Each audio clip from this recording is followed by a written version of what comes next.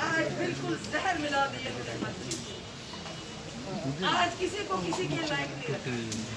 आपने देखा कि हमारा मुल्क, वो कहते हैं, कोई कहता है हमें रोटी चाहिए, ये कहते हैं हमने 370 हटाया जमीन को।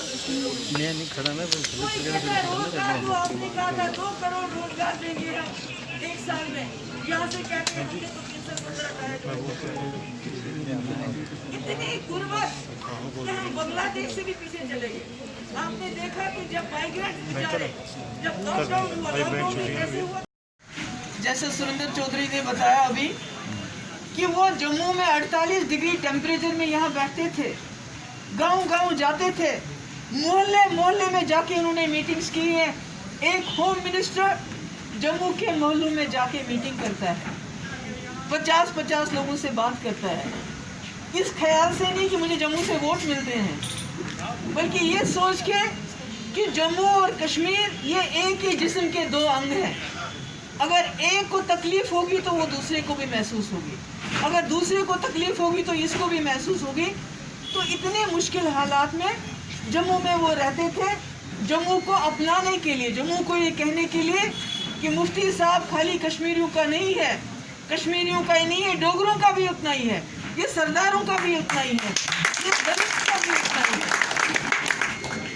जम्मू के लोगों को ये बात समझनी चाहिए कि इतनी बड़ी कुर्बानी मुफ्ती साहब ने दी। जिस वक्त हमने आपके वोट, आपने बीजेपी को वोट दिया, हमने आपके वोट की इज्जत की, हम कांग्रेस के साथ सरकार बना सकते थे, मगर उसमें जम्मू के लोगों की भागीदारी नहीं होती, जम्मू के लोगों के वोट की बेइज्जती होती अगर हम जम्मू के लोगों के को भागीदारी नहीं देते सरकार में। इसलिए कांग्रेस को छोड़ के, नेशनल कॉन्फ्रेंस को छोड़ के मुफ्ती साहब ने जैसे बीजेपी की आग में अपने आप को झोंक दिया जम्मू के लोगों के खातिर। ये जम्मू के लोगों को समझना चाहिए। हमने अपने वर्कर, कश्मीर में हमारे वर्कर घर से बाहर नहीं निकल पाते थे कि भाई बीजेपी के साथ चले गए, कम्युनल जमात है, ये मुसलमानों के खिलाफ है, इन्होंने बाबरी मस्जिद को गिराया है, इनके साथ नहीं जाना है। हमारे वर्कर घर से बाहर नहीं निकल पाते थे, और मुफ्ती साहब ने कहा मैंने जम्मू और कश्मीर को इकट्ठा रखना है, मैंने इसको संभालना है, इसलिए जम्मू के वोट की मुझे इज्जत करनी है, उस जम्मू के वोट की जिन्होंने आरसपोरा से मुझे तब जिताया जब कश्मीर में मुझे वोट नहीं दिया। और दूसरी वजह ये थी बीजेपी के साथ जाने की कि हमने सोचा अटल बिहारी वाजपेयी भी इसी परिवार के हिस्से थे, मगर जब कोई इंसान को ऊपर वाला इज्जत देता है तो वो अपनी छोटी सोच से ऊपर उठ जाता है। जिस तरह वाजपेयी जी, वो भी प्रचारक रहे हैं बीजेपी के, संघ के, बाकी रहे, मगर जब वो इस मुल्क के वजीर आजम बने तो उन्होंने क्या किया, पहली बस वो लाहौर लेके गए। उनको लाहौर जाने का कोई शौक था? नहीं, वो चाहते थे कि जो जम्मू कश्मीर की जो समस्या है इसका कोई समाधान निकले, इसका कोई हल निकले। ये जो बॉर्डर पे हमारे गरीब लोग मारे जाते हैं, हमारे सिपाही मारे जाते हैं, कश्मीर में लोग मारे जाते हैं, ये बंद हो, ये खून बहना बंद हो जाए। उसके बाद करगिल पे हमला हुआ, उसके बावजूद वाजपेयी जी ने मुशर्रफ को आगरा बुलाया। उसके बाद पार्लियामेंट में अटैक हुआ, उसके बावजूद वाजपेयी जी ने सीज फायर किया पाकिस्तान के साथ मिलकर। तो हमने ये सोच के कि जो नया प्रधानमंत्री मोदी जी आए हैं, ये भी उस सोच से, जो बीजेपी की एक सोच है, एक आइडियोलॉजी है, उससे ऊपर उठेंगे। क्योंकि अब ये खाली हिंदुओं के वजीर आजम नहीं है, ये मुसलमानों के भी हैं, सिखों के भी हैं, दलित के भी हैं, खाली ब्राह्मण के वजीर आजम नहीं है मोदी जी, खाली ऊंची जात के नहीं है, ये सबके वजीर आजम हैं। हमने सोचा वाजपेयी की के तरह ये भी अपनी सोच से ऊपर उठेंगे, सबको एक जैसा बनाएंगे। अरे भगवान तो बाद में बनो, पहले तो इंसान बनना है, इंसान। हर चीज को धर्म की लड़ाई बनाते हैं ये। मुझे याद है जब मुफ्ती साहब ने वाजपेयी जी को कश्मीर बुलाया, हजारों की तादाद में लोग आए। जब वो आए तो बड़े ऐसे हो रहा था कि हम जा रहे हैं बीजेपी की लीडर की रैली में जा रहे हैं, पता नहीं क्या होगा। सर उनके झुके हुए थे, मगर जब वाजपेयी जी ने बात की इंसानियत की, कश्मीरियत की, जमहूरियत की, और बोला मैं कश्मीर की समस्या का समाधान इंसानियत के दायरे में करना चाहता हूँ, मैं पाकिस्तान के साथ जम्मू कश्मीर को बचाने के लिए, दोस्ती करने के लिए हाथ उठा रहा हूँ, मैं चाहता हूँ बॉर्डर शांत हो जाएं, मैं चाहता हूँ जम्मू कश्मीर के लोग एक खुशहाल ज़िंदगी बसर करें, एक इज्जत की ज़िंदगी बसर करें। जो वर्कर हमारा उस वक्त सर झुका के उस रैली में पहुंचा था, जब वो वापस गया तो उसका सर ऐसे था, अकड़ा हुआ था। सिर्फ वाजपेयी के 3 अल्फाज से सारी तब्दीली आ गई जम्मू कश्मीर में, हालात सुधरने लगे, मिलिटेंसी कम होगी। और पाकिस्तान ने भी कहा, जनरल मुशर्रफ आर्मी चीफ ने कहा हम जम्मू कश्मीर का समाधान चाहते हैं, हल चाहते हैं, मगर जम्मू कश्मीर के लोगों से भी पूछो, वो भी खुश रहने चाहिए, हिंदुस्तान के लोग भी खुश रहने चाहिए और पाकिस्तान के लोग भी खुश रहने चाहिए। यानी पहली बार उन्होंने यूनाइटेड नेशन रेजोल्यूशन की बात नहीं की। ये थी वाजपेयी जी का बड़कपन। उसी बड़ेपन को देख के मुफ्ती साहब ने मोदी जी से हाथ मिलाया, ये सोच के कि इस आदमी को एक बहुत बड़ा मैंडेट मिला है, उस मैंडेट की कदर करते हुए ये भी ऊपर उठेंगे, ये भी वाजपेयी जी का रास्ता अपनाएंगे। मगर बदकिस्मती ये है कि जब मोदी जी को कश्मीर बुलाया मुफ्ती साहब ने, जो हमारे लोग पत्थरों का, रास्ते में पत्थर पड़ रहे थे हमारे वर्कर्स को, बहुत जख्मी हो गए। जब वो वहां पहुंचे मैदान में तो मोदी जी ने कोई अच्छी बात नहीं की वहां जाके, वाजपेयी जी की तरह कोई बात ऐसी नहीं कही।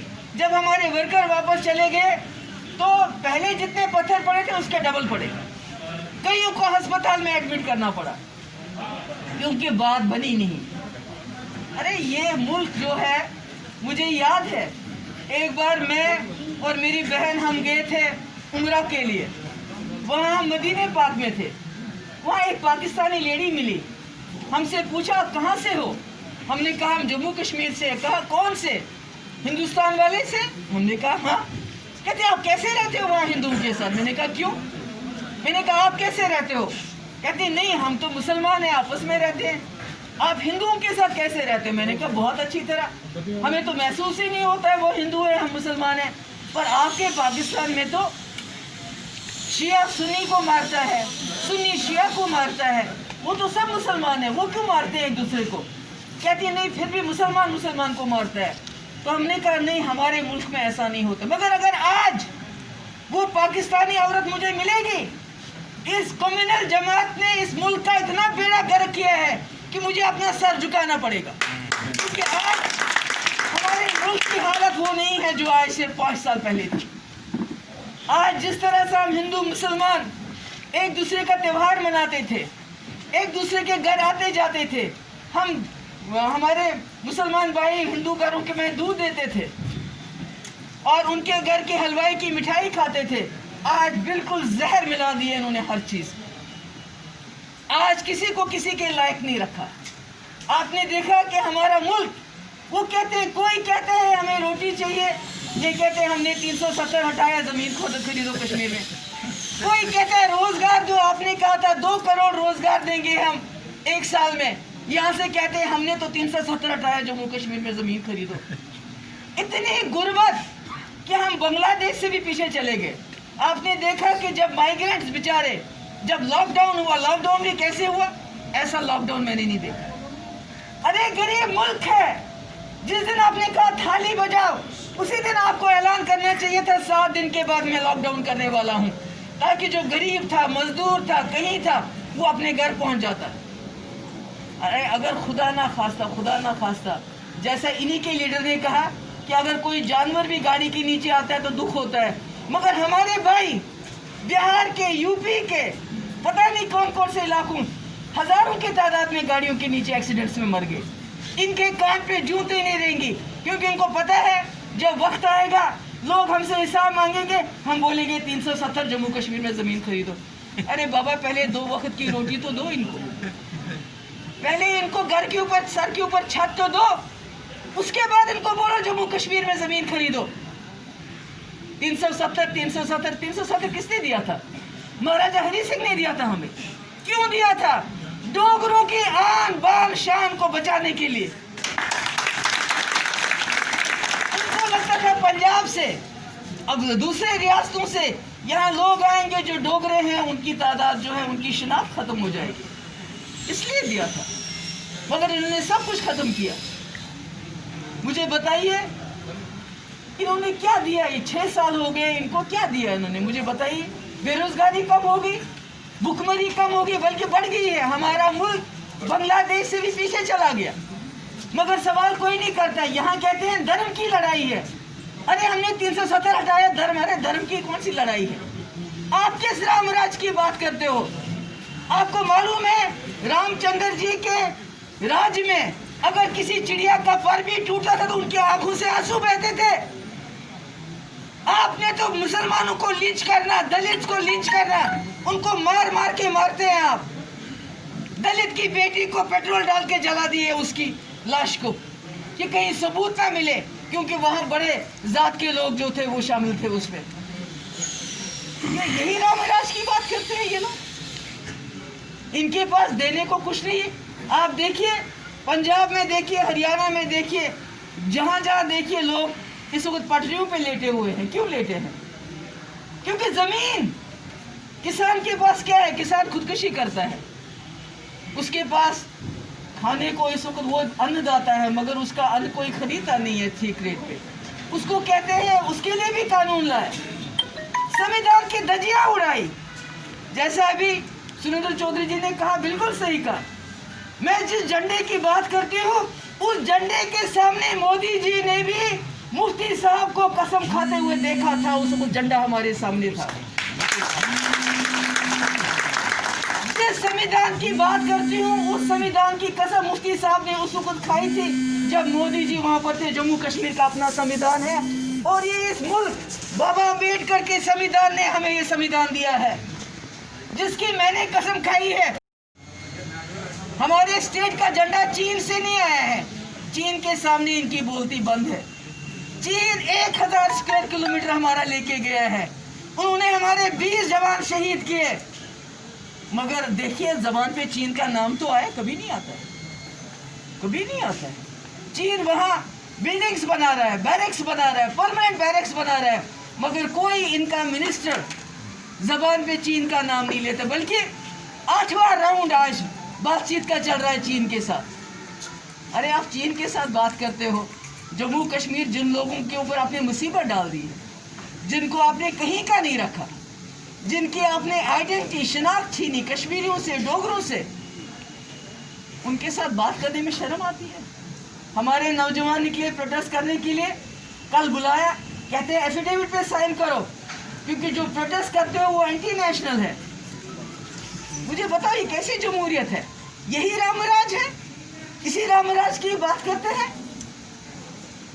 मैं जम्मू के लोगों को कहना चाहती हूँ, जम्मू कश्मीर एक घर है।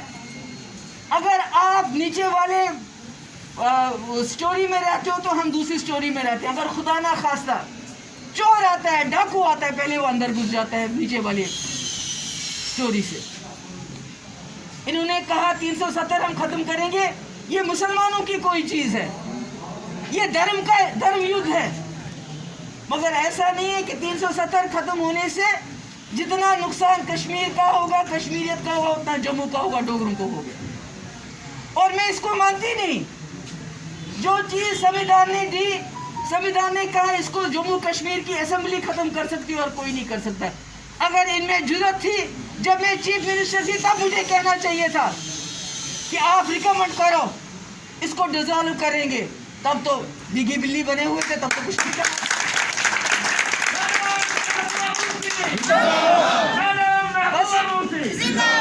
बात की 370 यहाँ पर है इसलिए यहाँ तरक्की नहीं है।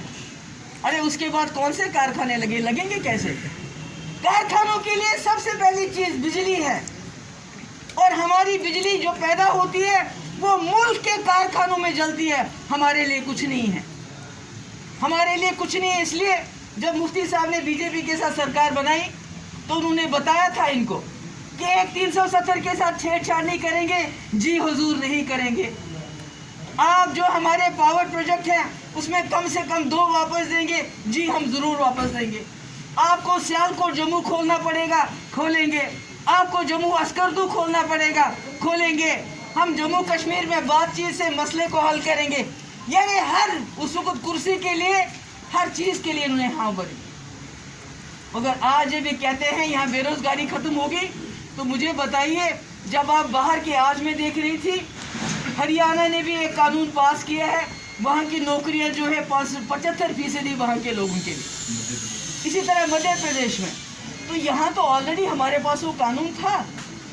اب مجھے بتائیے ہمارے بچے، ہمارے لڑکے کیسے کمپیٹ کریں گے باہر کے لوگوں کے ساتھ؟ ہمارے یہاں تو اتنی زیادہ اچھی سویدھا نہیں ہے جو باہر ہے. کارخانے لگیں گے، کون لگائے گا یہاں کارخانہ؟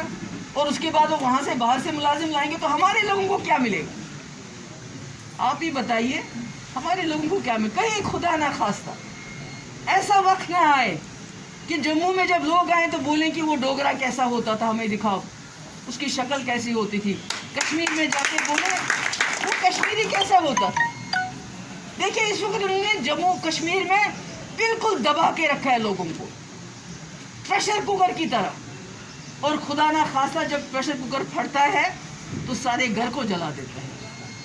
ایسا انہوں نے ماحول بنا کے رکھا ہے وہاں پر. ایسا لوگوں کو دبا کے رکھا ہوا ہے. بات نہیں کرنے دیتے، کچھ نہیں کرنے دیتے. اور پوری دنیا میں کہتے ہیں کشمیر میں حالات سامانیہ ہیں. اگر سامانیہ ہے تو پروٹیسٹ کرنے کیوں نہیں دیتے ہو؟ آرام سے باہر آنے کیوں نہیں دیتے ہو؟ کیوں ڈرتے ہو اتنا؟ اور خاص کر پیڑھی پی سے اتنا ڈر کیوں؟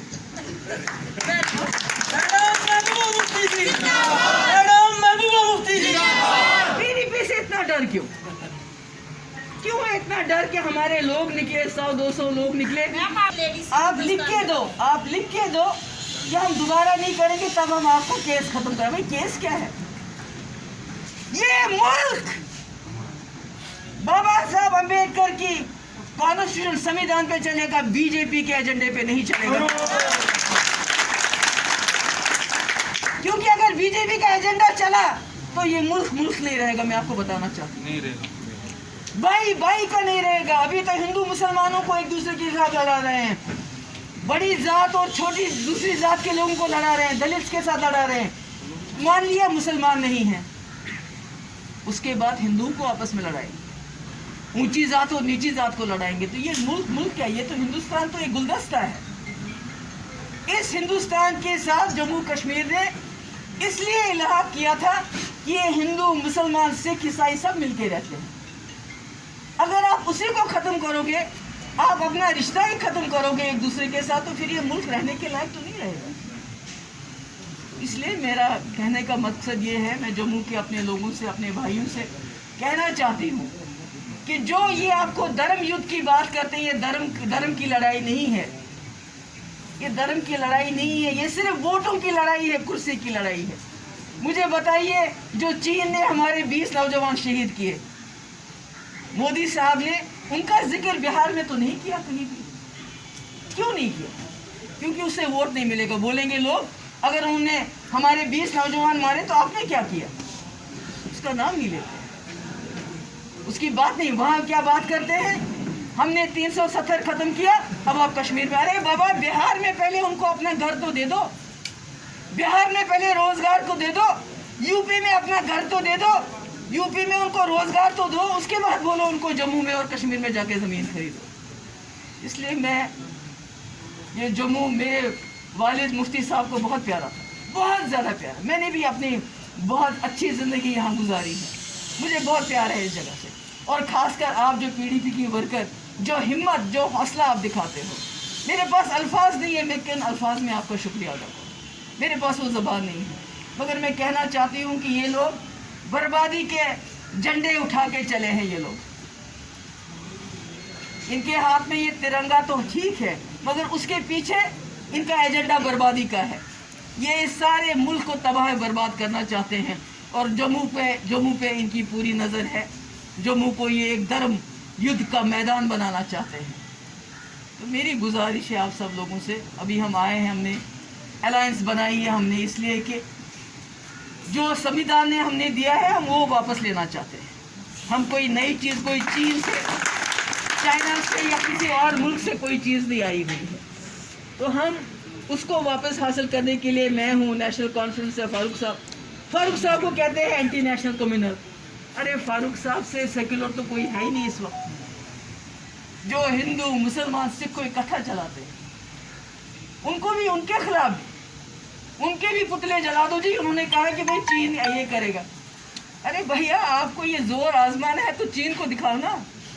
ہم بیچارے جموں کشمیر کے لوگوں کے اوپر کیوں اپنا ڈنڈا آزماتے ہیں؟ دم ہے تو وہاں کرو نا کچھ. اس کا تو نام بھی نہیں لیتے منہ سے ہی.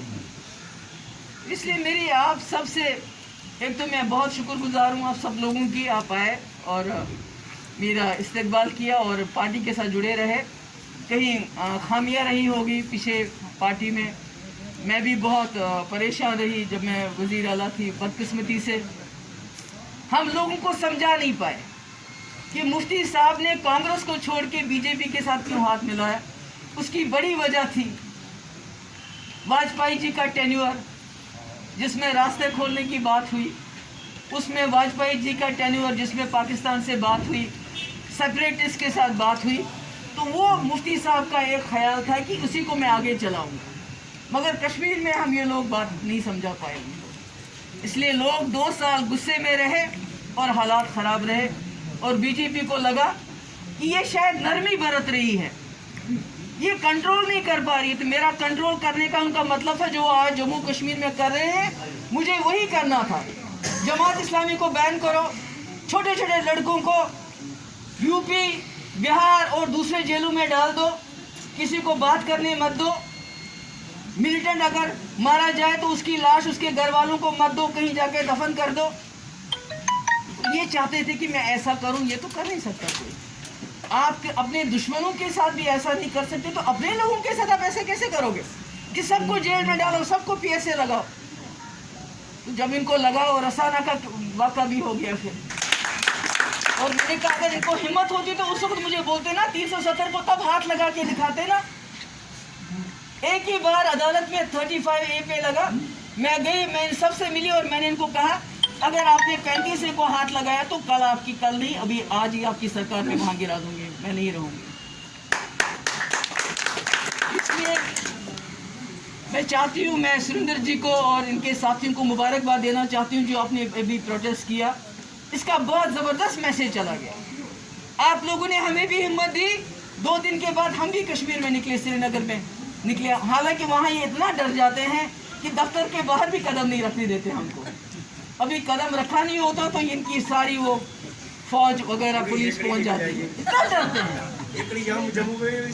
اتنا ڈرتے ہیں کہ یہ پی ڈی پی اگر کہیں پیسفل پروٹیسٹ بھی کرنا چاہے تو پہلے ہی ان کو پکڑ کے لے جاتے ہیں, جیل میں ڈال دیتے ہیں. ارے آپ کہتے ہو ساری دنیا کو حالات ٹھیک ہے, کشمیر میں ہم نے کنٹرول کیا, تو پھر ڈرتے کیوں ہو؟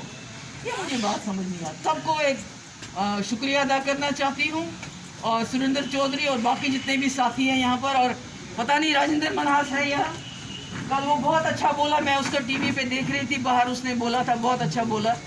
کیونکہ جو بات آپ لوگ یہاں سے کرتے ہیں اور تڑ سے کرتے ہیں اور کنوکشن سے کرتے ہیں, اس کا بہت مطلب ہوتا ہے. سر کے برابر 1000 ورکر ہے کشمیر میں, مگر آپ کی قیمت, آپ کا خلوص, آپ کا پیار میرے لیے بہت اچھا ہے. میں آپ سب کی شکر گزار ہوں کہ آپ آج آئے, میرا استقبال کیا, اور مجھے امید ہے کہ آپ اس اسٹرگل کو, اس جدوجہد کو آدھا نہیں چھوڑیں گے. ہم سب مل کے لڑیں گے.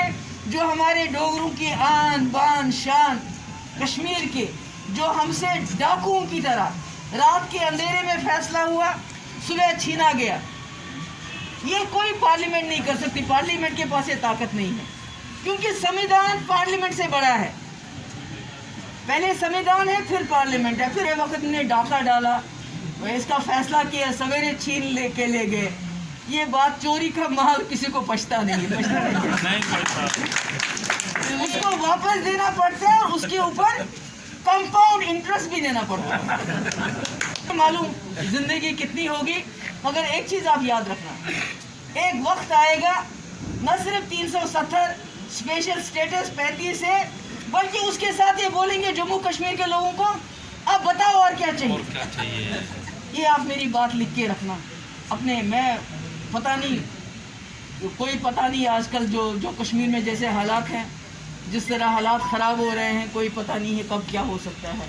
मगर ये बात आप मेरी याद रखना कि एक वक्त आएगा ये लोग दिल्ली में जो भी सरकार होगी, क्योंकि ये हमेशा रहने वाले नहीं हैं, या चाहे इनकी भी हो, ये हाथ जोड़ के जम्मू कश्मीर के लोगों को बोलेंगे हमसे गलती होगी, हमने संविधान का दुरुपयोग किया, हमने संविधान को डिस्क्रेडिट किया, उसकी डेसिक्रेशन की।